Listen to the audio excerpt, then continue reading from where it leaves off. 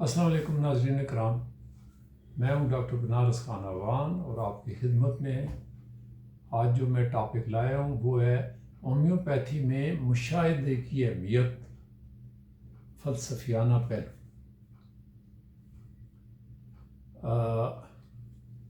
Homeopathy ایک نازک، باریک بین اور انفرادی علاج کا نام ہے اور جس کی بنیاد مشاہدے پر ہے، ویجیلنس۔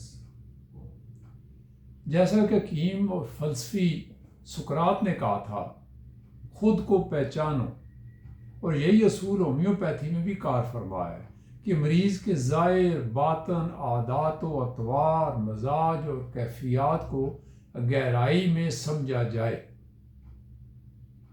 اس کے بغیر دعا کا انتخاب محض قیاس آرائی پر ہوگا، جو ہومیوپیتھی اصولوں کے منافی ہے۔ ڈاکٹر ہانیمن نے جو ہومیوپیتھی کا بانی ہے، انہوں نے بار بار مشاہدہ کی تاکید کی ہے۔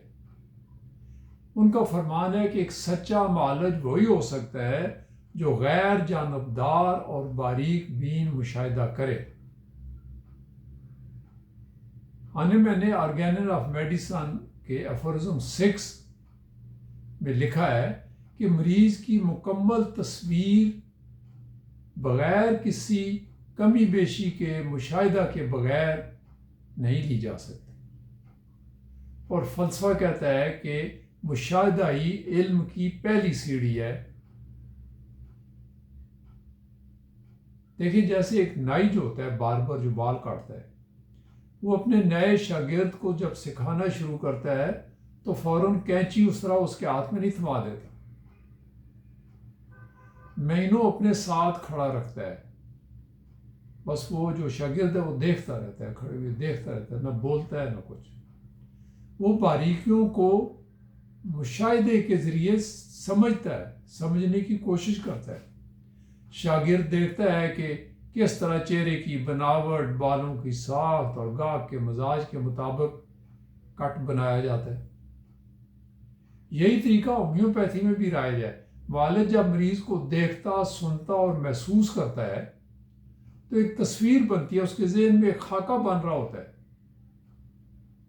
جس کیفیت میں مریض ہوتا ہے، اس کیفیت کا، اس سٹیٹ کا ایک خاکہ بن رہا ہوتا ہے معالج کے ذہن میں، اور جس کی بنیاد پر دعا منتخب کی جاتی ہے۔ ویسا ہی خاکہ جب اس مطلوبہ دعا کے خاکے کے ساتھ میچ کرتا ہے تو بالمثل کا انتخاب ہو جاتا ہے۔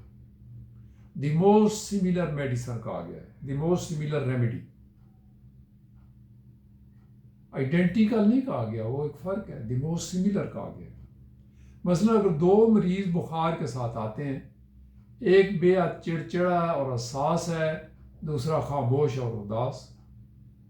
ایک کو نقص و میکا کی ضرورت ہو سکتی ہے اور دوسرا استغفاس کا مستحق ہو سکتا ہے، یا کسی بھی بالمثل دعا کا مستحق ہو سکتا ہے۔ اور یہ فرق صرف علامتوں کو لکھ کر نہیں بلکہ ایک گہرے مشاہدے سے ہی سامنے آتا ہے کہ آپ نے کام کی علامتیں کون سی لینی ہیں اور غیر عام علامتوں کو آپ نے کیسے نظر انداز کرنا ہے۔ یہ سب مشاہدے سے ہی ہوتا ہے، ویجیلنٹ آبزرویشن سے ہوتا ہے۔ یونانی فلسفی افلاطون نے کہا تھا کہ علم کی بنیاد حواس پر ہے۔ ہومیوپیتھک معالج کا سب سے بڑا آلہ اس کا باریک بین ذہن اور مشاہدہ کی قوت ہے، نہ کہ محض لیب ٹیسٹ۔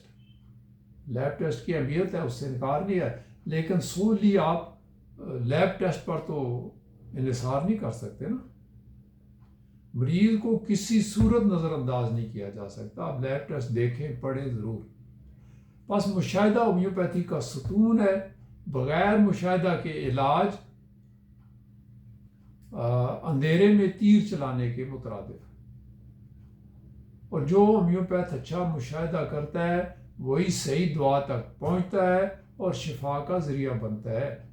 تو آپ مشاہدہ کرنا سیکھیں، یہ بہت اہم ہے ہومیوپیتھک پریکٹس میں، کیونکہ مریض کے جتنے بھی آبجیکٹیو سمپٹمز ہوتے ہیں وہ آپ کے مشاہدے کے ذریعے آپ تک پہنچتے ہیں۔ سبجیکٹیو تو وہ بتائے گا۔ دونوں کا ملاپ کر کے سارے سمٹم اکٹھے کر کے اس میں پھر کام والے علامات کو لے کر ریپرٹرائز کرنا ہی اصل فن ہے. Thank you so much.